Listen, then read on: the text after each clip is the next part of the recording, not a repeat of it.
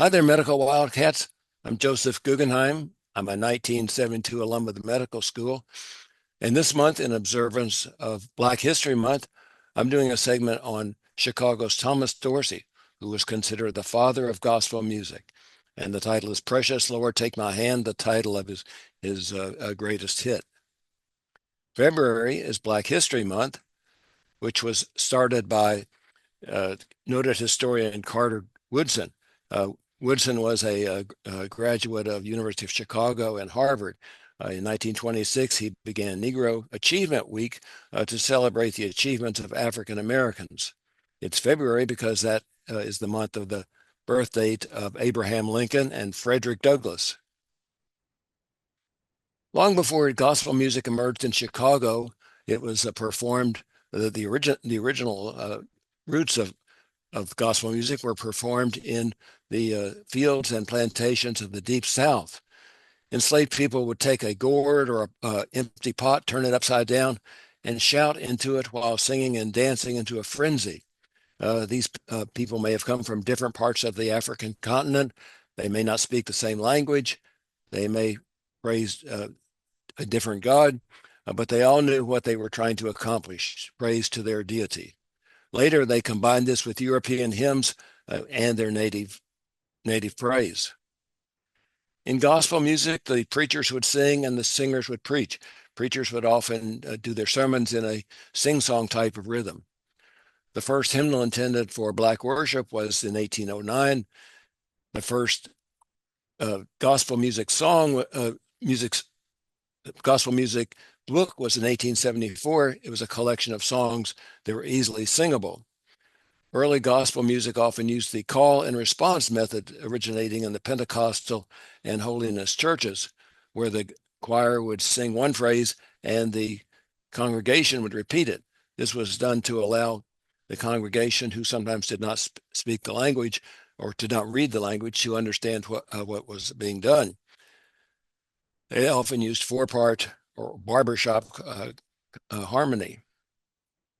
It's been said that the gospel music is the music of Saturday night with a message of Sunday morning. It borrows elements from several genres, jazz, blues, and sacred music. Spirituals are often about misery and despair. In contrast, gospel music is often about hope and praise. There was a surge in composition and publication and performance of gospel music, which coincided with the Great Migration in the first part of the 20th century. These large cities in the north became gospel music centers, and Chicago was the epicenter, and with a lesser extent, Detroit. The Black musicians from the South often moved to the south side of Chicago, to the area that is called Bronzeville, which is bounded by the Dan Ryan Expressway, the Stevenson Expressway, the lake, and then a shifting boundary somewhere between the 50th and 60th Street locations. It was the home of many Black musicians, including Mahalia Jackson, Nat King Cole, Louis Armstrong, and Sam Cooke. It was the home of Daniel Hale Williams, the first physician to perform open heart surgery, and athletes Ralph Medcat and Jesse Owens. It was also the home of Thomas Dorsey, who is considered the father of gospel music. And on the right, you see his most popular song, most famous song, Precious Lord, Take My Hand. Dorsey was born in Villa Rica, Georgia, which was about 38 miles northwest of Atlanta. His father was an itinerant preacher who preached the call and response method, where he would say something and the congregation would repeat it. His mother was a church organist, and she taught Thomas how to play the piano and pump organ. He liked to play church. He was picked on by other kids because he was a pastor's son. The family moved to Atlanta when he was 8 years old, and he started the first grade at the age of 9. He was converted to Christianity. This picture on the right shows Thomas at the Purple Arrow. We don't know who the other people are. I assume it's his siblings. He dropped out of school in the 4th grade at age 13. He played piano in Atlanta nightclubs, where he moved thinking his music would be more appreciated than in Villa Rica. And he played under the name of Georgia Tom. He played and he wrote blues songs. His mother was after him to choose divine music over the devil's music. He planned to move to Philadelphia in 1916 and work in the auto plants, uh, which would have made him exempt from military duty during World War I. But instead, he decided to move to Chicago after visiting his uncle in Bronzeville. He left Atlanta in 1921 after having made a name for himself as a blues musician. He settled in Chicago, the epicenter of blues and jazz, where he knew his music was be more appreciated than in Atlanta. He became known as the whispering piano player because he often played softly to avoid drawing police attention to parties and disturbing neighbors with the sound of after-hour parties. He played in vaudeville shows, jazz clubs, bars, and house parties under the name Georgia Tom. He formed a hokum duet with a fellow musician named Tampa Red. Hokum was a form of blues music which was said to put the blue in blues. It was a combination of piano and guitar. Dorsey's first copyrighted gospel blues song was, "If you don't believe I'm leaving, you can count the days I'm gone." He wanted to devote his life to sacred music, but he had to return to secular music if he wanted to make a living. So he was torn between his career in blues music and religious music. In 1921, the year after he moved to Chicago, he reluctantly went to the National Baptist Convention on Chicago's South Side with his uncle and heard a new music genre called gospel. He heard William Nix sing, "I Do, Don't You," and the song is still available on YouTube. He thought this music was effective and wanted to write this kind of music. His blue-tinged gospel repertoire began in 1932 with a song, "If You See My Savior, Tell Him You Saw Me." He converted to Christianity for a second time, and he wrote "If I Don't Get There," his first published religious song, in 1922. The lyrics were somewhat controversial. His melodies were straight from his house party days. Mainstream churches rejected his music, saying this was the devil's music. At age 21, he became unable to compose, practice, or perform for over 2 years. His doctor diagnosed him as having a nervous breakdown. He called it a God interruption. Once again, his mother admonished him to quit playing that blues music and serve the Lord instead. He even considered suicide. After a second episode of this in 1926, his sister-in-law took him to her church.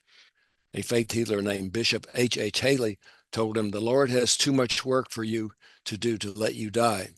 Allegedly, the pastor then pulled a live serpent from Dorsey's throat. In August 1932, Dorsey traveled to a gospel meeting with his fellow musician, Theodore Fry. They were on their way to St. Louis when he got word that his pregnant wife was having trouble with childbirth. She had remained in Chicago. Dorsey turned around and went back to Chicago, but the time he got there, she had passed away while he was gone. 3 days later, their infant son, Thomas Dorsey Jr., also died. And you can see a picture of this funeral on the right. After the funeral, Theodore Fry, his friend, tried to pull him out of this deep depression by taking him to a nearby Horace College, which was a beauty school and a community center with a beautiful and comfortable music room. Dorsey sat down at the piano and wrote, "Take My Hand, Precious Lord," based on the old hymn, "Must Jesus Bear the Cross Alone?" The music was written in the 17th century by George Allen, the lyrics later. Dorsey originally wrote "Blessed Lord," but his friend Theodore Fry recommended he change the lyrics to "Precious Lord," and that's the way it's been ever since. The first line of the lyrics is, "Precious Lord, take my hand," but the title of the song is "Take My Hand, Precious Lord." But both titles have been used interchangeably over the years. When the song was introduced at the Ebenezer Baptist Church the following month, the congregation went wild. This proved that a slow, passionately sung ballad could be an effective gospel hymn. It has been translated into 50 languages. Martin Luther King asked Mahalia Jackson to sing it at his funeral, and Aretha Franklin sang it at Mahalia Jackson's funeral.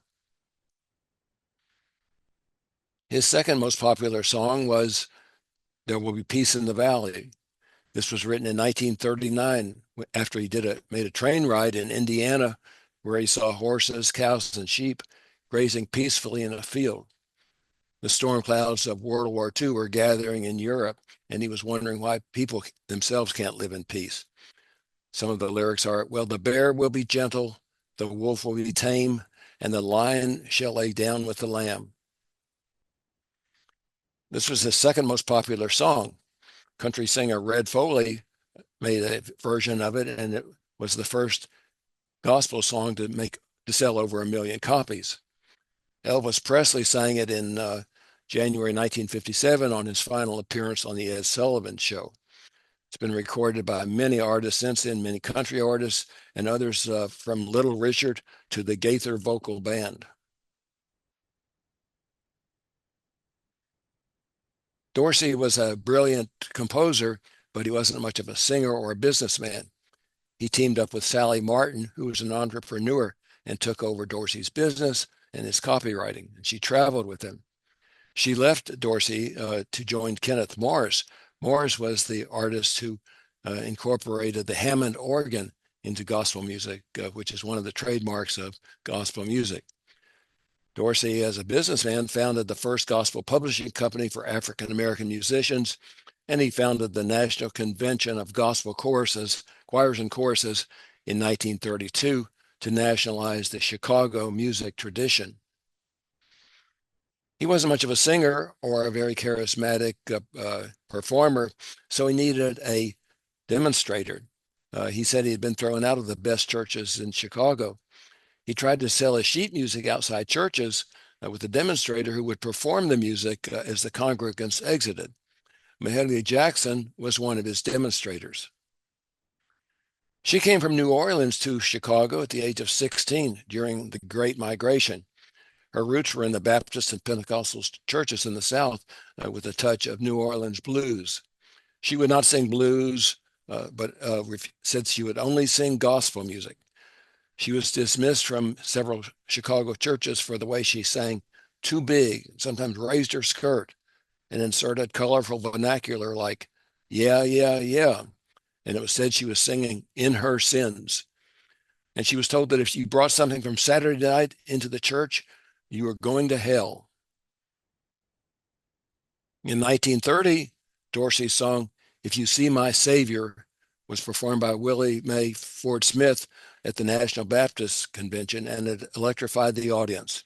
They demanded 2 encores. They bought 4,000 copies of his sheet music after the performance. But Dorsey was persona non grata at this convention, and he did not attend. But with this song, a new gospel sound was born.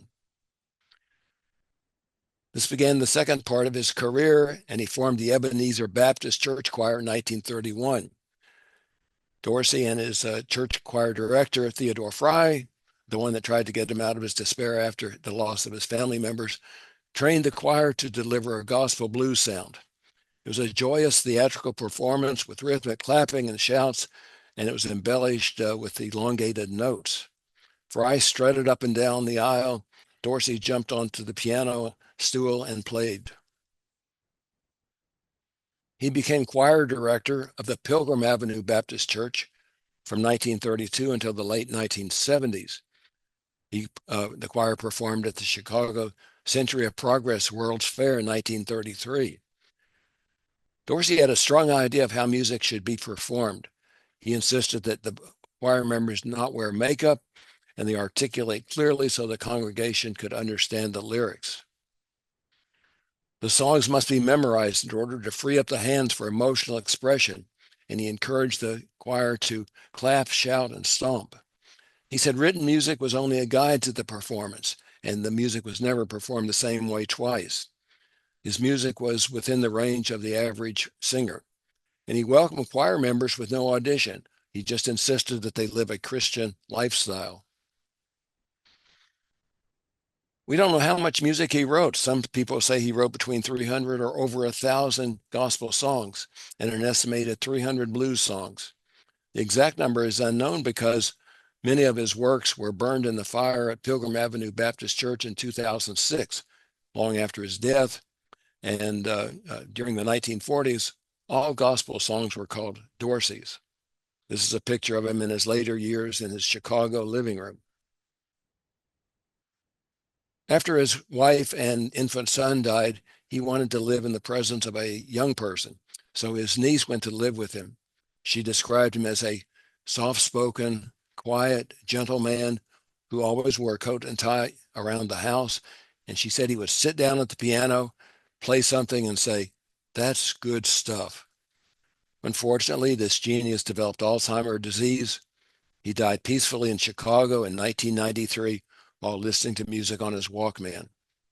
Dorsey, as well as Mahalia Jackson, the Pilgrim Baptist Church, and the First Church of Deliverance are some of the reasons that Chicago became the unofficial home of gospel music for many years.